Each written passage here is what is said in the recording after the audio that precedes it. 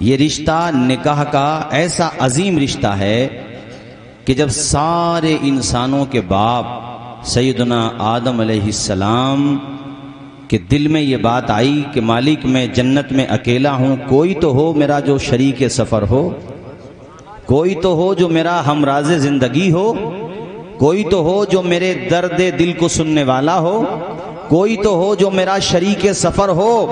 تو اللہ تعالیٰ نے حضرت آدم کی بائیں پسلی سے ہم سب کی ماں حضرت حوا کو پیدا فرمایا۔ سبحان اللہ سبحان اللہ۔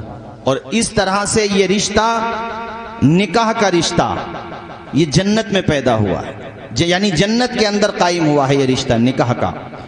تو یہ جنت کی سنت ہے اور پھر یہ ہمارے پیارے نبی کی پیاری سنت ہے۔ بے شک۔ تو جب یہ سنت ہمارے وہاں پہ ادا کی جائے، یہ رسم ہمارے وہاں پہ ادا کی جائے، تو پھر جنت کا رنگ نظر آنا چاہیے، جہنم کا رنگ نظر نہیں آنا چاہیے۔ سبحان اللہ۔ شادی اس انداز میں ہو۔ ابھی میں نے ایک شادی دیکھی تھی، 1 سال پہلے کی بات ہے، ماشاءاللہ آپ کے مدالے ہی سے بارات گئی تھی، تو ماشاءاللہ جو دولہا تھے ان کے بھی سر پہ امامہ تھا، جو ان کے دوست و احباب تھے ان کے سروں پہ بھی امامہ شریف میں نے دیکھا۔ سبحان اللہ۔ تو میں نے رات بھی ایک شادی کا پروگرام تھا، وہاں بھی ذکر کیا۔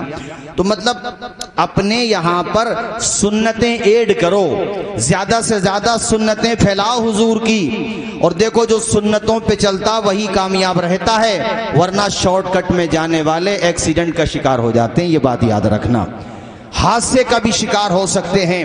امروہہ بارات گئی تھی، یہ بات مجھے پنسخوا میں ہمارے ہیں، بہرحال نام کھولنا صحیح نہیں ہے، وہ بتا رہے تھے کہ بارات گئی تھی امروہہ، پوری رات پورے راستے ڈی جے بجاتے گئے اور ڈیجوں کے آگے ریچھوں کی طرح ناچتے ہوئے گئے۔ سمجھدار لوگوں نے سمجھایا، ذمہ دار حضرات نے کافی تنبیہ بھی کی، مگر جوان خونے کہہ رہے تھے کہ وہ گاڑیوں کے شیشے نیچے کر کے وہ سر نکال کے ڈانس کر رہے تھے۔ ادھر سے تو بارات سلامت چلی گئی، مگر اتاری صاحب ادھر سے سلامت نہیں آئی بارات، حادثہ ہو گیا۔ جس کی بارات گئی تھی اس کا بھیجا پولیتھین میں بھر کے لانا پڑا تھا۔ میرے ساتھیوں، موت آ جاتی ہے جہاں گھر نہیں ہوتا، بہتوں کو تو کفن تک بھی میسر نہیں ہوتا۔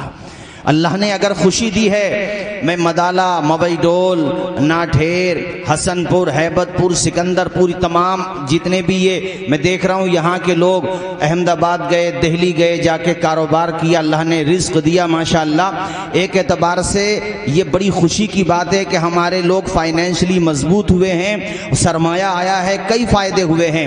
جب بندہ روزگار پہ لگتا ہے تو پھر اس کی توجہ کمانے کھانے پہ ہوتی ہے، جھگڑوں سے دھیان ہٹ جاتا ہے۔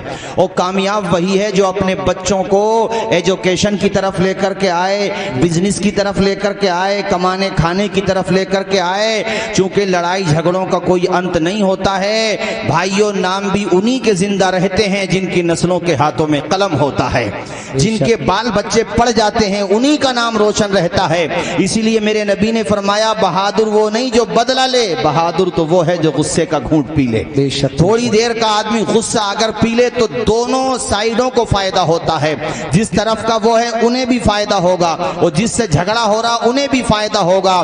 کہتے ہیں کہ ایک قدم پیچھے ہٹانے سے اگر جھگڑا ختم ہوتا ہو تو قدم پیچھے ہٹا لینا چاہیے، محبت میں اضافہ ہونا چاہیے۔ تو یہاں کے جو لوگ دوسری جگہوں پہ جا کے روزگار تلاش کر رہے ہیں، ترقیاں کر رہے ہیں، قابل مبارکباد ہے، اور میں انہیں شان عالم کو اور ان کے والد مرحوم جو آج اس دنیا میں نہیں ہیں، مگر یاد رکھو خوشی کے موقع ہوں یا غم کے موقع، اللہ تعالیٰ روحوں کو مطلع فرما دیتا ہے کہ تمہارے گھر میں کیا ہو رہا ہے۔ بے شک بے شک۔ اور ایسے موقع پر نفیس بھائی اپنوں کی بڑی یاد آتی ہے۔ نکاح اور اس سے پہلے چہرے پہ مطلب ماتھے پہ صحرا، اور ایسے موقع پر باپ سامنے نہ ہو تو یقیناً خوشی تو ہوتی ہے مگر غم بھی بہت ہوتا ہے۔ اس بات کا احساس بھی بہت ہوتا ہے کہ آج وہ نہیں ہے جس نے مجھے انگلی پکڑ کے چلنا سکھایا، بے شک۔ آج وہ ہستی نہیں ہے جس نے مجھے گود میں کھلایا۔ مالک، ایسا موقع ہماری آپ کی کسی کی زندگی میں نہ آئے کہ ہمیں اپنے باپ کا جنازہ اٹھانا پڑے، ہمیں اپنی ماں کا جنازہ اٹھانا پڑے۔ مجھ سے قاری انظار صاحب نے کہا تھا ماں باپ کے حوالے سے، اس لیے تقریر میں یہیں سے آگے بڑھاتا ہوں کہ ماں باپ وہ پہلے بچپنے میں نہال بھائی ہم دیکھتے تھے چوٹی شیرے کے ٹائم پہ ماں بھی رو رہی ہے باپ بھی رو رہا ہے. ارے بھائی ہار تقسیم ہو رہے ہیں ماشاءاللہ. وہ ہار تقسیم ہوتے تھے نا بچوں کو, اور وہ شیرنی بھی تقسیم ہوتی تھی. اب وہ ماں باپ رو رہے ہیں, یہ تو خوشی کا موقع ہے, رو کیوں رہے ہو؟ تو وہ اصل میں وہ آنسو جو ہوتے ہیں نا پوری زندگی کا فلسفہ ہوتے ہیں کہ بیٹے یہاں تک ہم نے پہنچا دیا ہے, اب تک ہماری ذمہ داری تھی تجھے سنبھالنا, اب تیری ذمہ داری ہے گھر کو سنبھالنا. جی.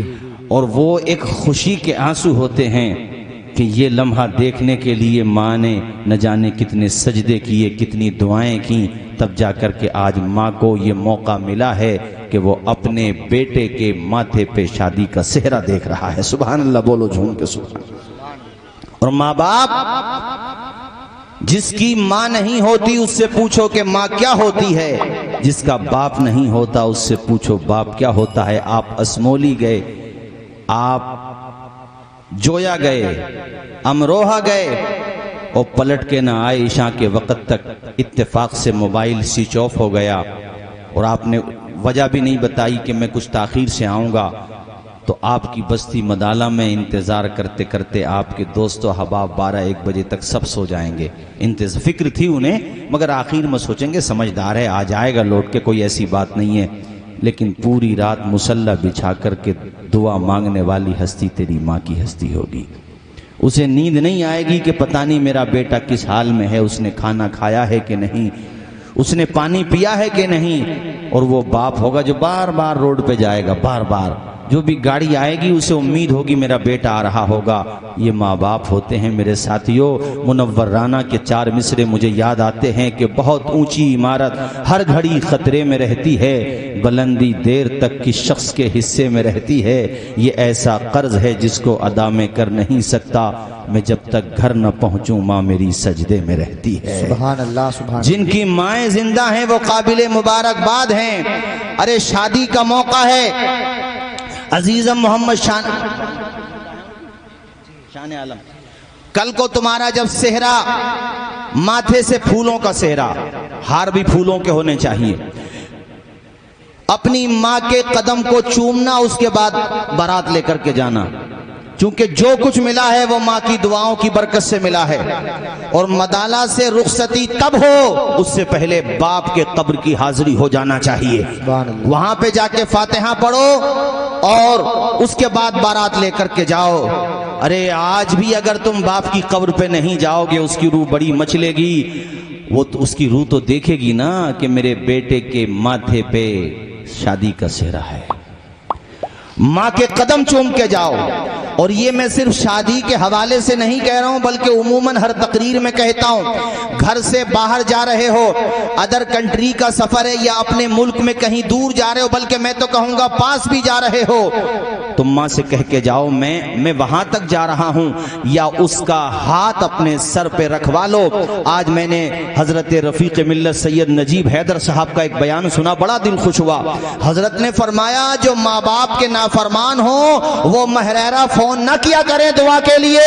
حضرت نے فرمایا تمہارا سب سے بڑا مرشد سب سے پہلے تمہاری ماں ہوتی ہے, تمہارا باپ ہوتا ہے. اگر تم اپنے ماں باپ کو ناراض کر کے یہ سمجھتے ہو کہ مہریرہ والے تمہارے لیے دعا کر دیں گے تو غلط فہمی ہے. حضرت نے فرمایا ہمیں راضی کرنا چاہتے ہو تو پہلے ماں باپ کو راضی کرو.